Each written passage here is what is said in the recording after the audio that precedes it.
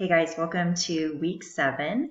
This week we're going to be talking a lot about budgets, which is really important because pretty much in any leadership role that you have in healthcare, you're going to be responsible for building and meeting a budget.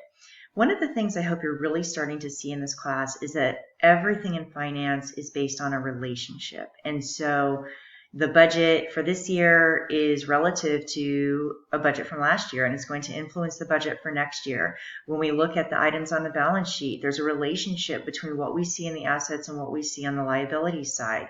There is a relationship to the changes that we see in the horizontal analysis and also the vertical analysis. So make sure that you're looking for those relationships. In your assignment this week, you may call those out in some of your assumptions. Finally, we are in the middle, of course, of this crazy time in healthcare.